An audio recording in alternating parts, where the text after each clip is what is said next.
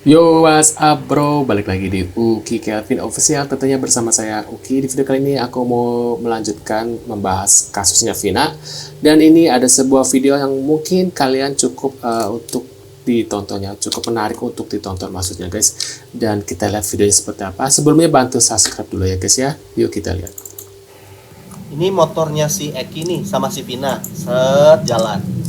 Kemudian ada mobil mepet. Bukan motor ya, ini mobil nih, mepet. Set. Nah, di dalam mobil ini nih ada 5 sampai dengan 7 orang. Keluar bareng-bareng, gebukin, bek. Mati deh tuh. Siapa si Ekinya. Si Vina katanya kan masih hidup tuh. Kalau kayak gitu berarti kan itu kan di jalan raya. Masa nggak ada mobil yang lewat gitu ya? Nggak ada saksi gitu? Gebukin di situ bareng-bareng. Motornya nggak bakalan lecet. Karena waktu itu diturunin, motornya dijagrakin, digebukin bareng-bareng, selesai. Tapi aneh aja sih guys, kalau emang kejadiannya di flyover kan banyak mobil yang lewat ya, walaupun sesepinya ini ada yang lewat, berarti ada saksi dong. Dan itu nggak mungkin di situ sih, kecuali dibawa dulu ke tempat mana gitu ya guys. Siapa orang yang ada di dalam mobil mukulin? Ada 2, musuh bapaknya Eki. Nah ini mungkin kalau yang ini masuk akal. Atau musuhnya si Eki. Itu aja kemungkinannya, mati. Terus kalau kronologi yang digebukin di kebun, dibawa ke flyover mayatnya gimana? Itu kan versinya si Aep sama si Dede. Lu percaya sama versinya si Aep? Kalau gua sih enggak. Ini yang paling logis ya begitu tuh dah. Kalau di kebun itu saya nggak percaya sih kayaknya guys. Kayaknya lokasinya bukan di situ deh, bukan di kebun yang belakang gitu deh. Kita lihat video lagi. Dua fakta yang sudah salah beredar. Yang pertama adalah Vina dan Eki dibawa ke jalan itu tidak dengan motor, tapi dengan mobil. Yang kedua, tempat eksekusinya itu bukan di depan SMP atau di belakang gedung kosong itu, melainkan di sebuah gedung, di dalam gedung, seperti itu. Nah aku juga firasatnya kayak gitu, di sebuah gedung, kalau nggak di sebuah gudang gitu ya, gudang yang mereka tuh dibawa dulu di gedung atau enggak di sebuah gudang gitu ya. Gudang mungkin kayak aku firasatnya di pelabuhan gitu deh guys ya. Kalau ini emang ada sangkut pautnya dengan narkoboy ya, dengan bubuk-bubuk itu mungkin dibawanya ke gudang. Rata-rata pasti dibawa ke gudang guys. Kalau gedung ya gedung atau gudang lah gitu ya. Ingat ya, di VT ini sudah saya sebut dari 8 tersangka, hanya 1 tersangka yang benar-benar pelakunya. So, yang 7 tersangka itu hanya kambing hitam saja. Pada tahun 2016, itulah 1 tersangka itu siapa ya guys ya?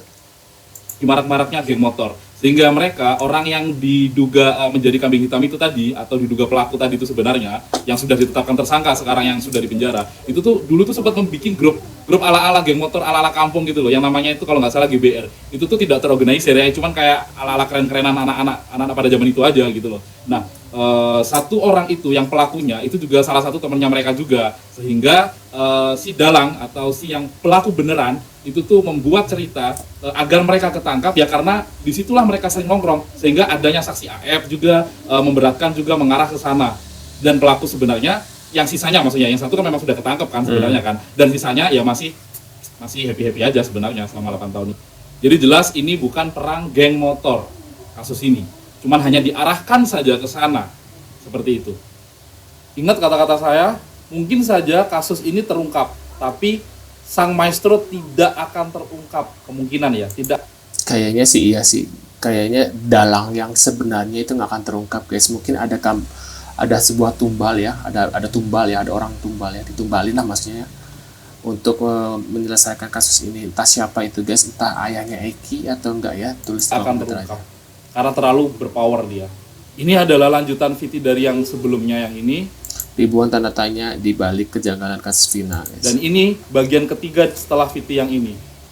Jadi arah pertama sudah saya bahas, arah kedua sekarang sudah saya bahas, dan arah ketiga bentar lagi saya bahas di VT selanjutnya. Tidak merencanakan, jadi memang mereka dalam kondisi mabuk. Hakim bilang terencana dan terkonsep, polisi bilang tidak terencana. Dulu lihat ini ya. Jadi ceritanya tuh si ST, pelaku yang paling muda yang udah keluar saat ini, dia tidak terima dituduh bersalah, dia punya alibi, tapi dibantah sama si hakim ketua yang namanya Etik nama orangnya. Hakim ketua ini bilang, selain karena balas dendam, ada cinta segitiga. DN menyukai FN. DN ini kalau menurut gua kayaknya Dani deh, bukan. Nah, kalau DN kalau Dani berarti kan bukan Peggy Perong ya, Peggy Perong, Peggy Perong itu ya. Kan yang yang viral kan ceritanya kan si Peggy yang nyukai si Vina, tapi kok ini jadi Dani gitu loh guys ya. Peggy menyukai FN ini Vina, tapi FN menolak. Pesan pendek itu merupakan rencana terkonsep untuk menyakiti korban. Dalam rencana itu terdapat pembagian tugas sehingga majelis hakim menilai ST terlibat langsung dalam kejadian itu. Nah, jadi terencana atau tidak nih? Tolong Kapolri, jangan gara-gara oknum polisi yang kurang kompeten jadi kena seluruh polisi di Indonesia. Kami yakin lah polisi itu hebat, mumpuni untuk menangani kasus-kasus besar. Jangan gara-gara beberapa oknum polisi jadi rusak seluruh polisi di Indonesia nih. Menurut pendapat kalian gimana nih guys ya? Kan kalau Dani berarti kan dari cerita ini aja masih aneh gitu guys ya. Beda-beda guys ceritanya, berarti ada yang nggak benar di ceritanya guys.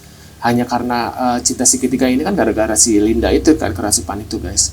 Menurut pendapat kalian gimana nih? Ini ada sebuah video lagi. Tolong tetangganya Cecep atau yang kenal Cecep keluar, beritahu kebenarannya, apa benar ini anak dan bapaknya. Keluar atuh, iya, orang Cianjur, mending gak ada yang komen. Iya ya, nggak ada yang komen sama sekali loh guys, nggak ada yang di wawancara gitu ya, aneh banget ya. Nah ini guys, kita bisa lihat ya, dia kan ditangkap, kita lihat lagi. Wah enak ya jadi anak pejabat gitu ya. Kayak berpura-pura aja deh guys, ditangkap pasti itu langsung di itu lagi. Waduh, ini ada sebuah video lagi guys. Nih full kronologi kisah tewasnya Vina Cirebon. Ini ada CCTV sini guys, ada sebuah motor lagi boncengan, terus story udah ada dilihat di ini katanya guys. Wah, menurut pendapat kalian gimana nih guys? Nah seperti lagi ya. Ini CCTV. Wow, ini CCTV-nya guys. Benar nggak ini CCTV-nya ya? Ada sebuah gerombolan tuh. Apakah ini seperti ini guys kejadiannya? Aku nggak tahu ya. Ini aku dapat temu juga nih di Instagram Bayorka. Tuh lihat videonya seperti ini guys. Mirip kami selalu mendoakan yang baik buat Bayorka. Benarkah ini bang? Katanya gitu guys. Apakah benar ini ya? Kita lihat lagi. Gigit sendiri dengan saya sendiri, tangkap sendiri seperti SBY, ya, ingat itu. Suruh dia datang sendiri. Kenapa? Saya dari 2013 mengangkat dia, tapi dia jadi pengkhianat di Indonesia ini. Hukum bukannya ditegakkan dengan teguh, malah amburadul. Ini negara persatuan. Persatuan kita hancur gara-gara hukum tidak ditegakkan, tumpul untuk para pejabat, para koruptor. Benar ya, jadi tumpul guys. Bongkar-bongkar yuk tentang Ibtu Rudiana. Ini saya menyebut nama asli nih, nama asli kan. Saya mau bertanya nih, kenapa sih Anda selalu kalau mau diwawancarai, mau di ini selalu bilang ingin menenangkan diri? Bener. Emang nggak cukup? Menenangkan diri. Selama 8 tahun untuk menenangkan diri emang nggak cukup. Emang si Eki ini baru meninggoy. Kan udah lama meninggoynya. Ya kan? Apa cuma alasan? Ya kan? Apakah Anda tidak tenang karena Anda salah tangkap? Kan salah tangkap gitu. Yang Anda cari kan katanya yang Anda keluarkan adalah ya, pembunuh Eki sama Vina adalah geng motor. Kalau geng motor ini Pak, nih kutunjukin. Kalau ini geng motor Pak, ya kan? Ini geng motor yang sebenarnya Pak. Tapi yang Anda tangkap semua itu 8 orang itu adalah geng kuli bangunan. Bukan geng motor. Apakah ini yang membuat Anda tidak tenang? Selama 8 tahun Anda selalu diwawancarain, dicariin media, cariin gini. Kita sampai nyarinya udah ketemu, selalu jawabannya ingin menenangkan diri. Ingin menenangkan diri. Apakah selama 8 tahun Anda tidak tenang? Anak-anak itu termasuk Linda itu menerima suap. Ya, saya bukan fitnah, analisis dari saya, dari penglihatan saya. Kunci satu-satunya adalah orang yang menangkap namanya Peggy Setiawan palsu yang mengaku sebagai polisinya itu yang hampir menutup mulut yang namanya Peggy Setiawan bicara di wawancarai yang namanya wartawan. Ya, dia adalah kuncinya loh. kunci saksi ya, saksi dari tragedi itu. Karena apa? Dialah tahu persis kejadian dan dia bongkar. Dia sangat dekat sama anak geng-geng motor itu. Saya berani sumpah kalau dia nggak mau mengaku, terkutuklah dia. Rudiana udah diperiksa propam belum Kak Zanza? Kayaknya belum. Kalaupun diperiksa kan diamankan dulu dengan skenarionya. Gua kan tahu gimana ya. Jadi kalau ada nanti yang nggak senang, marah atau ngancam-ngancam, ya berarti ya udahlah gitulah ceritanya ya.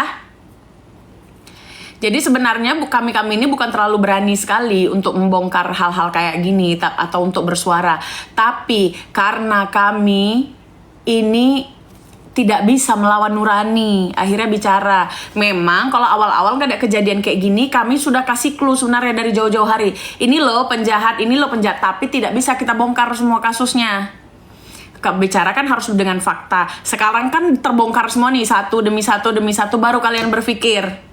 Menurut pendapat kalian gimana nih? Tulis komentar. Terima kasih sudah mampir, jangan lupa bantu subscribe dan sampai jumpa di video selanjutnya. See you guys.